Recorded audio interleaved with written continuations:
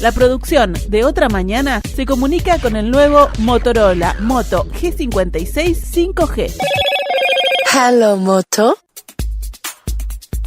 La Cámara de Zonas Francas del Uruguay emitió ayer un comunicado en el que nuevamente advierte que la imposición del impuesto mínimo complementario doméstico en Uruguay vulnera la seguridad jurídica y podría derivar en juicios tanto nacionales como internacionales de parte de los operadores actuales en las zonas francas.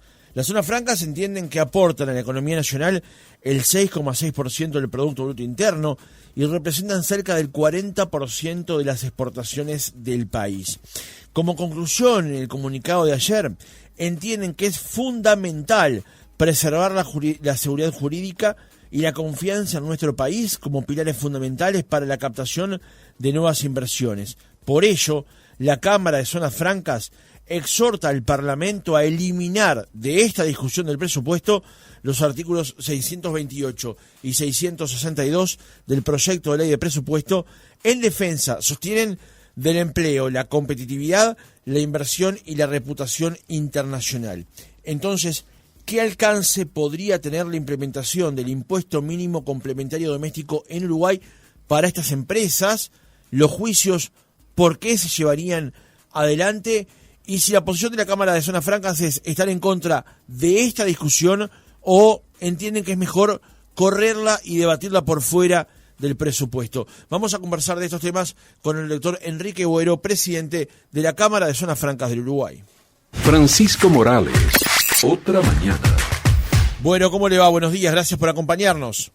Buen día, Francisco, gracias por la invitación y disculpas por no poder estar en la radio. No hay problema, lo hacemos por esta vía. La pandemia nos ha dejado esto como enseñanza, que tenemos esta otra alternativa justamente para poder hacer los reportajes y que no se pierda calidad en el sonido ni tampoco en la imagen que luego subimos a redes sociales.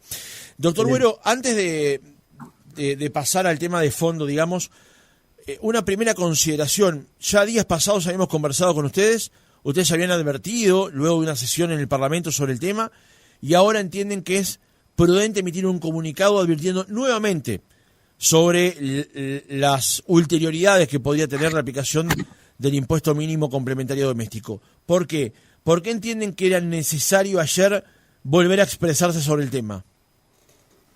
Bueno, gracias Francisco de nuevo y es muy buena la pregunta. Nosotros, mientras esté abierta la discusión en la Cámara de Diputados y en la Comisión de Hacienda en particular, bueno, que tenemos que seguir insistiendo con lo que ha sido nuestro mensaje desde el comienzo con este tema y también un poco a la vista de algunas novedades que ha habido de parte del Ministerio de Economía y Finanzas, de lo que se estaría discutiendo también con la OCDE, de eventuales dificultades de implementar el impuesto así como está planteado o de tener que trabajar en una eventual reglamentación de la ley. Bueno, son todos aspectos que hacen que nosotros querramos seguir insistiendo en lo delicado de este tema, las distintas aristas que tiene, y creo que en la introducción mencionabas un tema que es muy importante, o sea, en la necesidad también de tiempo para poder analizar este tema a fondo, que obviamente la ley de presupuesto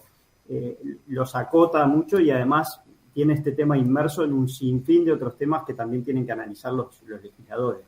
Uh-huh. Entonces, la pregunta ahora, doctor, es si ustedes están en contra de la aplicación del impuesto tal cual está diseñado o en realidad entienden que la discusión se podría dar más adelante con otros términos y corregir parte de la aplicación y parte del texto para medir su alcance.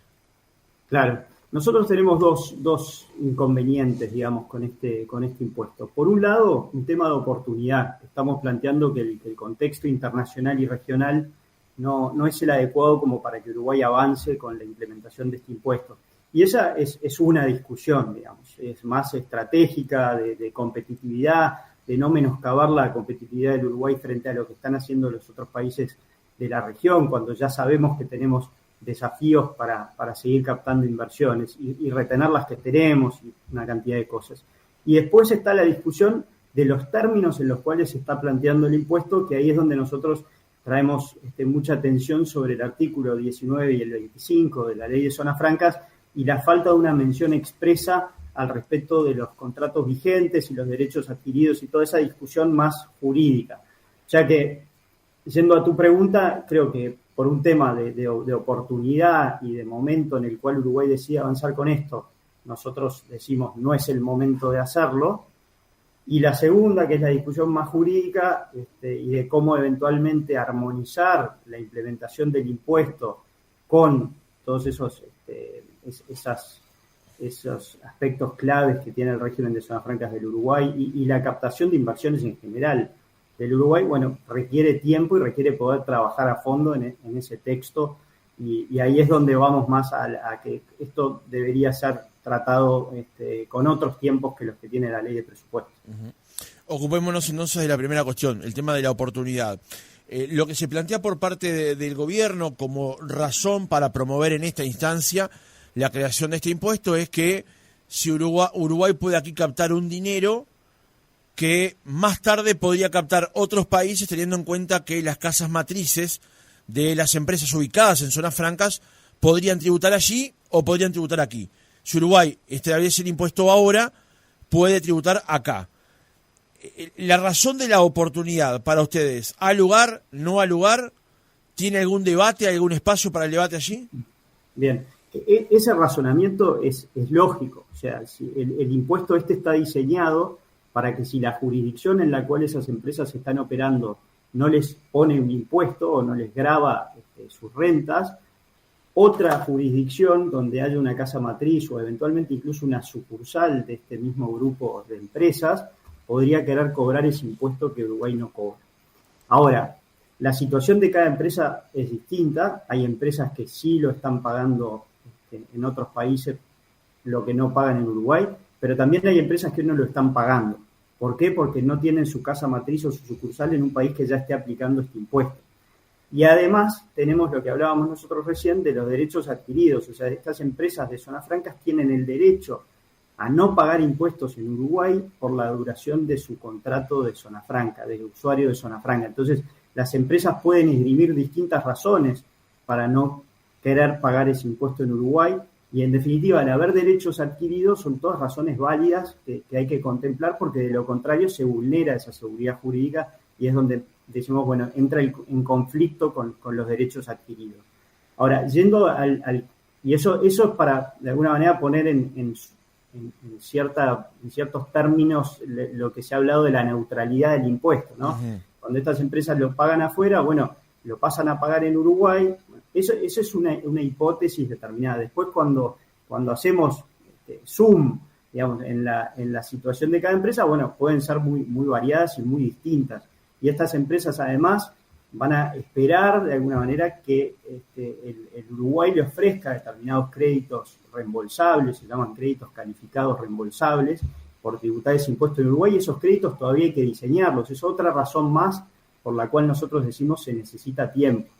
Ahora, yendo al contexto internacional, con respecto al impuesto, y por eso nosotros consideramos que no es el momento de que Uruguay acelere, si nosotros miramos el contexto, bueno, hay 140 países más o menos que fueron los que suscribieron en su momento el acuerdo para la creación del impuesto mínimo global, pero solamente 53 ya lo han implementado. Si miramos Latinoamérica, solo lo ha hecho Brasil, que tiene unas características de mercado muy distintas del Uruguay. Ya Brasil tiene otras herramientas para retener las inversiones porque tiene un mercado muy grande. Uruguay no tiene esas herramientas. Entonces Uruguay tiene que cuidar de alguna manera otros aspectos. También se está viendo, bueno, todo lo que es Estados Unidos, sus negociaciones con el G7 que no terminan de cerrarse. La semana pasada veíamos ya algunos anuncios, bueno, de que si la OCDE no implementaba el acuerdo con el G7, Estados Unidos iba a tomar de alguna manera medidas en represalia. Países de Europa que están viendo afectada la competitividad de sus empresas europeas por haber implementado el impuesto mínimo global, y hay incluso un caso planteado por Bélgica ante la Corte de la Unión Europea. China e India totalmente de espaldas al tema, los países africanos reclamando este tema en las Naciones Unidas. Entonces, creemos que el contexto no es el adecuado para que Uruguay avance de esta manera y en forma acelerada. Por lo cual, entonces, no habría tal urgencia, digamos, por lo menos no en este momento. a nuestro entender, no hay una urgencia externa, digamos, para avanzar con este tema en este momento. Ni siquiera esa posibilidad de, bueno, si lo captamos nosotros ahora, ya no lo podrá captar otro cuando todas estas circunstancias que usted planteaba queden subsanadas. Bueno, ahí vamos al tema de los derechos adquiridos, ¿no? Y lo que hablábamos recién. Si esto se instrumentara de una forma donde el efecto neutro está garantizado, porque la empresa en definitiva opta o no por pagar el impuesto en Uruguay en la medida que tiene derechos adquiridos a no hacerlo, o empresas que no lo están pagando en otro lado no se vean obligadas a pagarla en Uruguay porque sea Uruguay el primer país que las arrastra, digamos, a la implementación del impuesto, o las razones que tengan estas empresas para seguir tributando en otra jurisdicción. Bueno, esa sería una manera de compatibilizar la creación del impuesto con el respeto de los derechos adquiridos, la seguridad jurídica, esa larga tradición del Uruguay de decir, bueno, las reglas de juego no se cambian, se respetan, y eventualmente ver cómo estas empresas, incluso aquellas que tienen derechos adquiridos, vean beneficioso pagar el impuesto en Uruguay. Hoy no vemos que el texto del proyecto refleje todas esas preocupaciones que tenemos.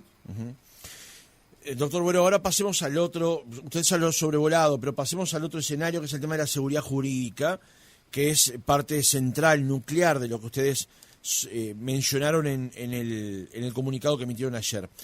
Para eso, tal vez requiera dar varios pasos hacia atrás. El presidente de la República, en su presentación en la ONU días pasados, lo mencionaba también: las reglas claras, el Uruguay, el respeto a las condiciones que se acuerdan para la promoción de ciertas inversiones. Por eso digo que demos varios pasos hacia atrás en función de decir, bueno, cuando una zona franca, mejor dicho, se instala en el país, ¿a qué accede de hecho por acordar con Uruguay instalarse? Digo, para así podemos ir escalando los temas y plantearlo correctamente para el oyente. Está muy bueno el punto de partida.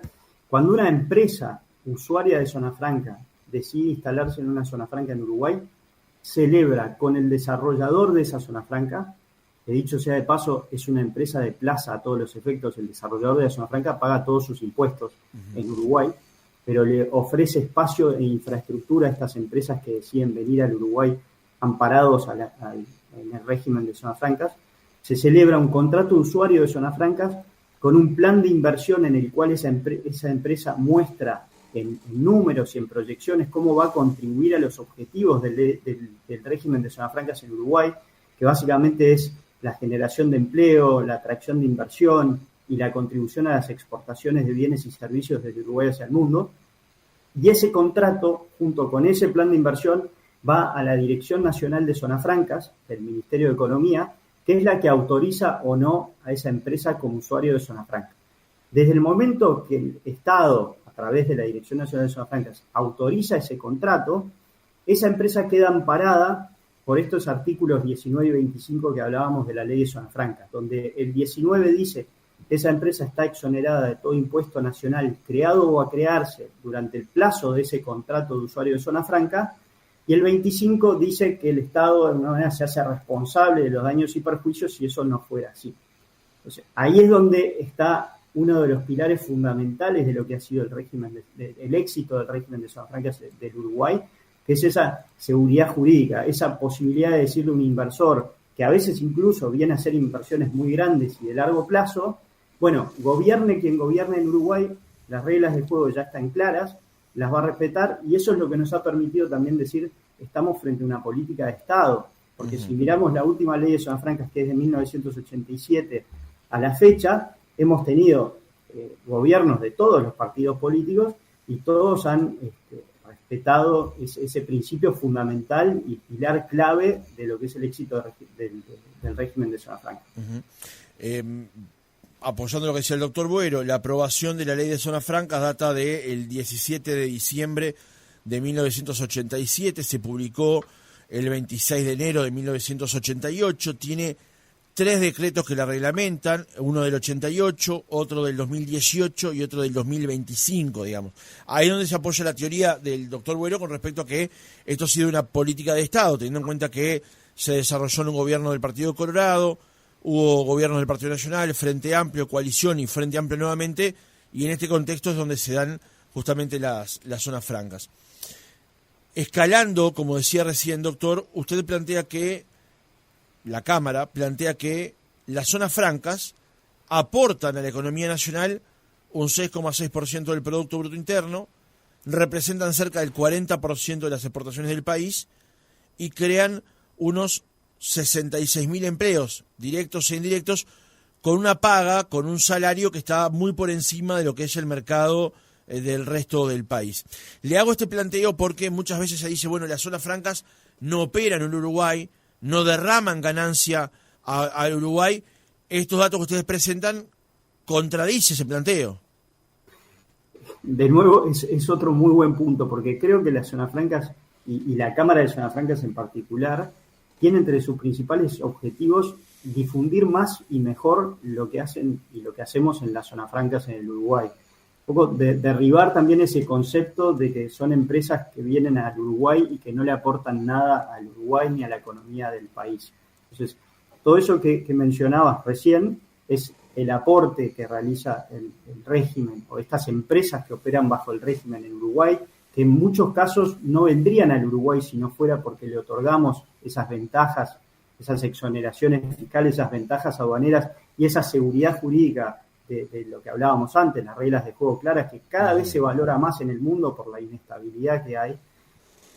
Todo eso hace que por cada dólar exonerado se estén volcando en la economía 7, o sea, tiene un efecto multiplicador. El régimen, ¿por qué? Porque estas empresas contratan empleo en Uruguay, esas personas, por esas personas se pagan contribuciones a la seguridad social, es lo único que está exceptuado de esa exoneración que hablábamos antes.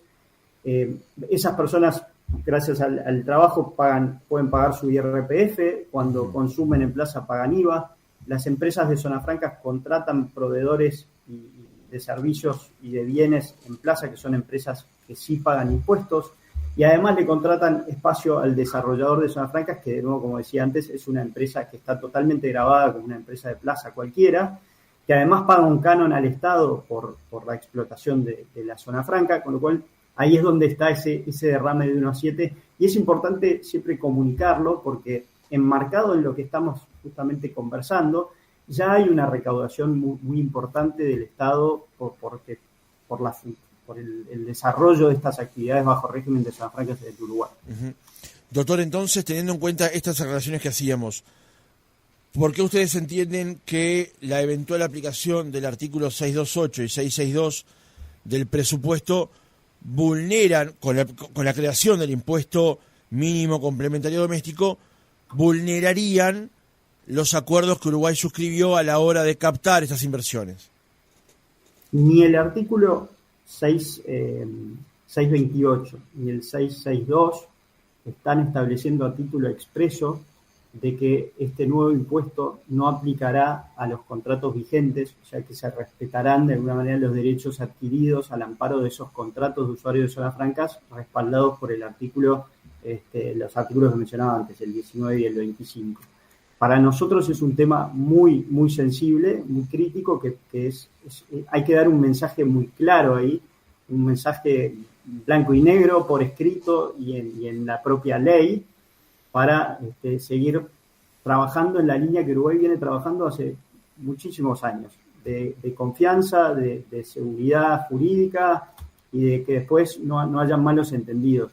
Por eso, cuando hemos escuchado ya varias veces, y sabemos que esa preocupación es compartida por el Ministerio de Economía, que tendrá sus propias razones para plantear esto en este momento, nosotros podemos entender un sinfín de razones, lo que pasa es que no las podemos compartir cuando nos ponemos a conversar en estos términos que nosotros planteamos. Pero ha dicho ya varios representantes del Ministerio de Economía que se está trabajando en una eventual reglamentación para dar tranquilidad en una cantidad de estos aspectos, y que esa reglamentación se está haciendo incluso en coordinación con la propia OCDE, que es la que está detrás de todo este tema del impuesto mínimo global, para que tenga su visto bueno.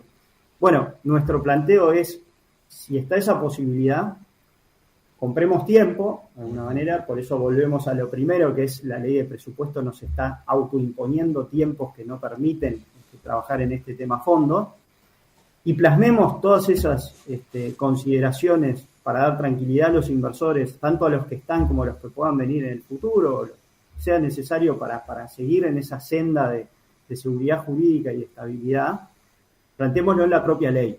¿Por qué? Porque ha sido un activo muy importante del régimen de zonas francas tener todo previsto en una ley que requiere, para ser cambiada, requiere pasar por el Parlamento. Claro. Bueno, ya sabemos la diferencia entre lo que es una ley y un decreto, y además en el interín no habremos generado esa ventana de incertidumbre que nunca es bueno. En el mundo de las inversiones y en el clima de las inversiones es algo que hay que evitar. Uh-huh.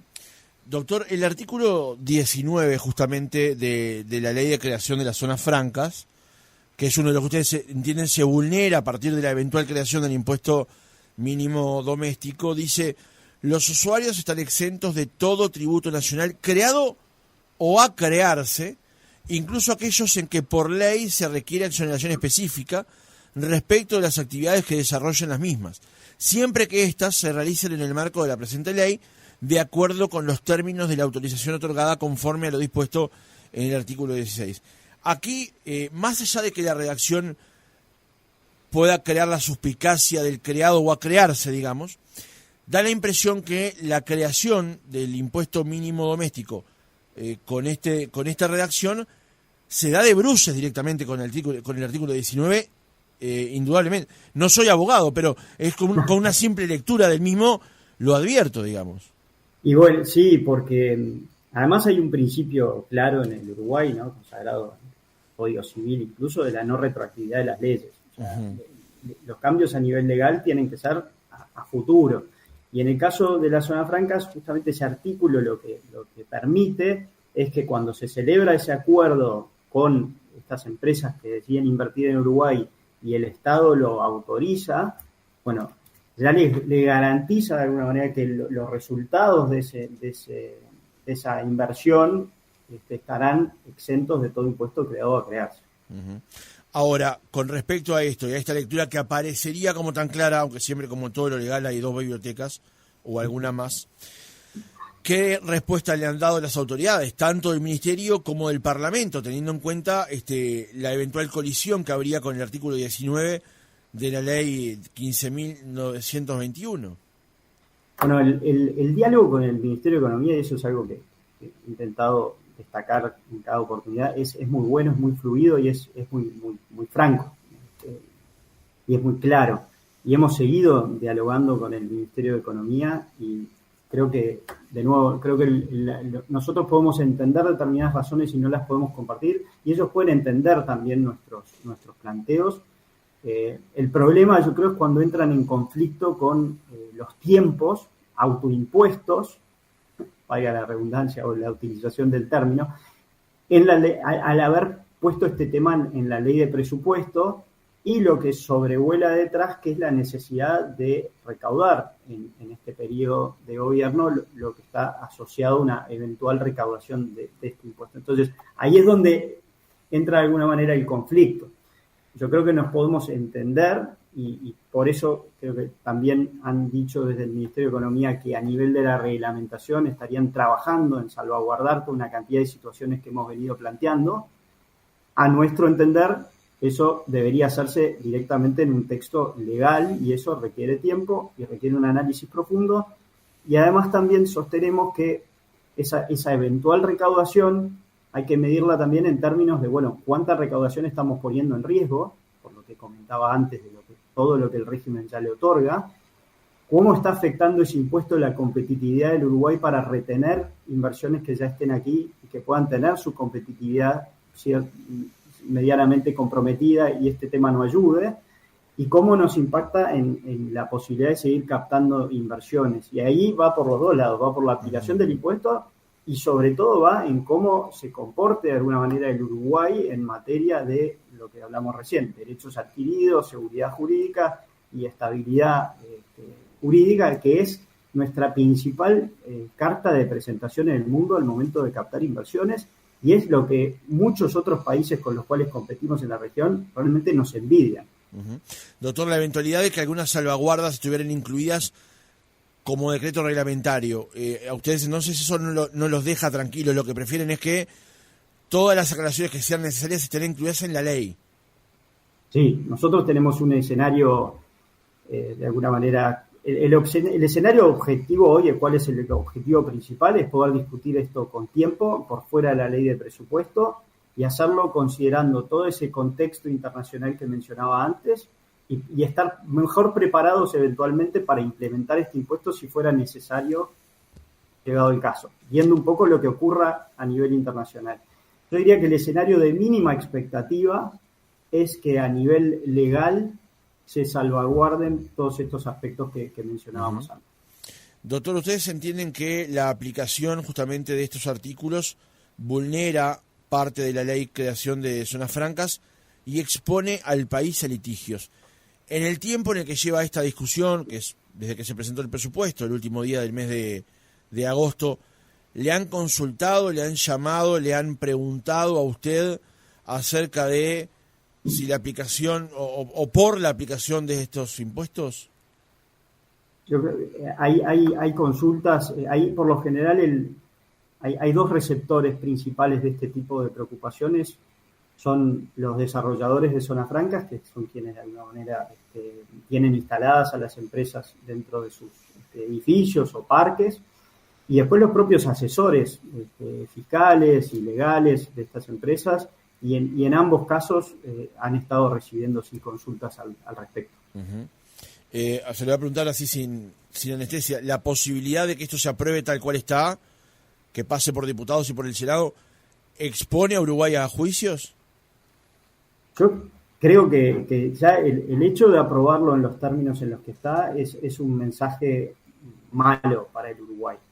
¿Por qué? Porque, de nuevo, insistimos que si se avanzara en la implementación del impuesto, hay que modificar ese texto legal para dar un mensaje de tranquilidad de que los derechos adquiridos y los contratos vigentes se van a respetar.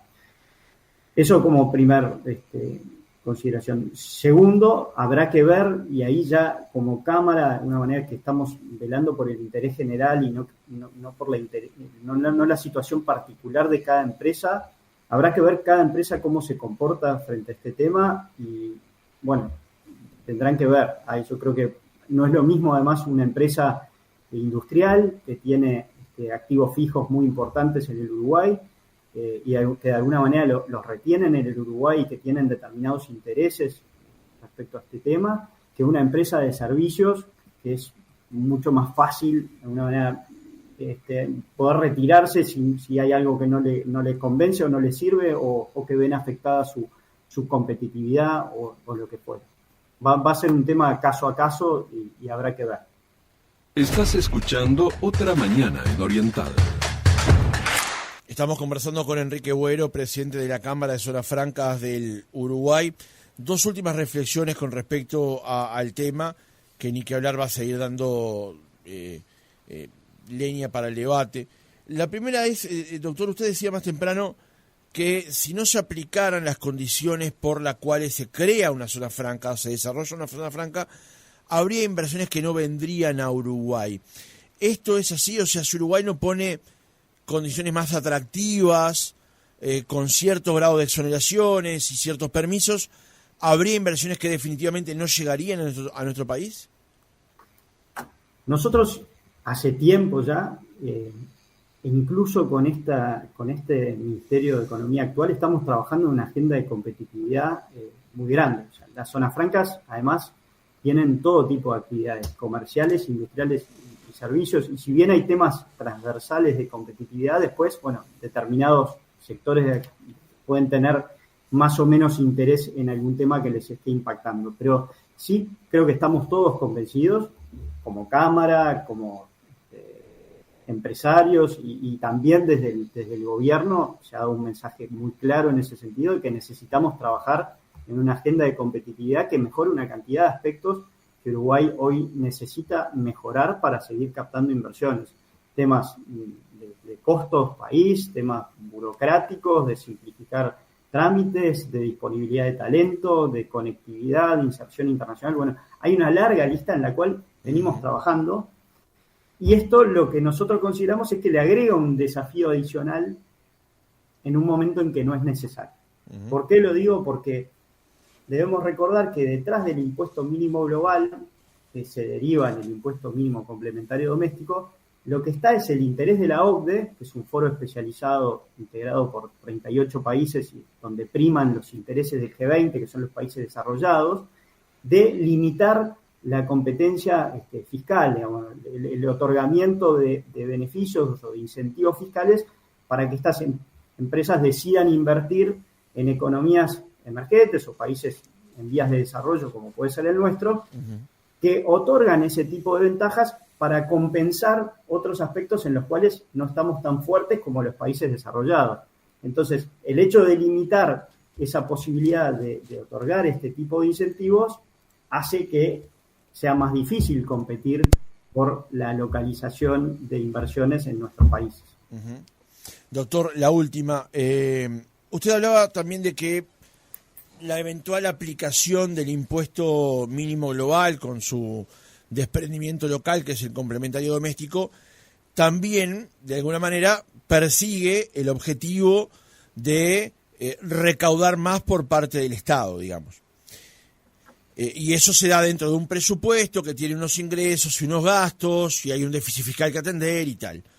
La pregunta es, ¿la eventual aplicación de este impuesto está hecho bajo una suposición de podría ingresar tanto dinero en función de las empresas que están aquí, de las empresas que estarían alcanzadas y tal? La pregunta es, ¿la aplicación del impuesto podría derivar también en que muchas empresas decidan salir del acuerdo y que eso haga que caiga esa presunta recaudación asociada a la presentación del impuesto? Es muy claro el punto. Nosotros tenemos la presunción de que esa recaudación está estimada de una forma muy, muy lineal y que hay que tener en cuenta de que la implementación del impuesto puede tener impacto en inversiones que hoy están y que de alguna manera deje de hacerle sentido seguir en Uruguay.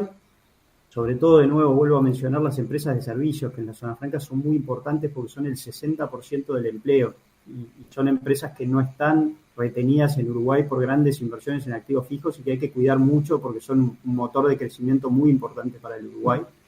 Entonces, para nosotros no se está considerando el riesgo de perder ese tipo de inversiones, no se está considerando el riesgo asociado al desafío adicional que nos ponemos para captar nuevas inversiones. En esa proyección también eso debería estar. Y el último punto, además, es lo que hablábamos antes de los créditos reembolsables, porque hay un dicho ahí muy claro en estos foros especializados, es la competencia fiscal nunca se elimina, solo se transforma. Entonces, Uruguay va a tener que transformar estos instrumentos de incentivos, y si no lo puede hacer a través del impuesto a la renta, porque este impuesto mínimo complementario doméstico nos limita, va a tener que ingeniárselas para hacerlo por otro lado. Entonces, al momento de sacar el neto de la recaudación, es ese tipo de instrumentos que va a tener que tener el Uruguay, que son estos créditos reembolsables calificados que mencionaba antes, que todavía están pendientes de ser diseñados. Bueno, hay que netearlos de la recaudación. Bueno, por eso creemos que esa estimación de recaudación debería tener en cuenta todos estos aspectos. Ni que hablar que si afectamos, y ahí vuelvo al otro tema, si afectamos la seguridad jurídica, afectamos los derechos adquiridos y vamos por ese camino, o sea, ahí estamos realmente afectando la principal carta de presentación que tiene Uruguay para captar inversiones y sería un problema serio. Doctor Enrique Buero, presidente de la Cámara de Zonas Francas del Uruguay, gracias por haber estado otra mañana con nosotros. No, muchas gracias a ustedes por la invitación.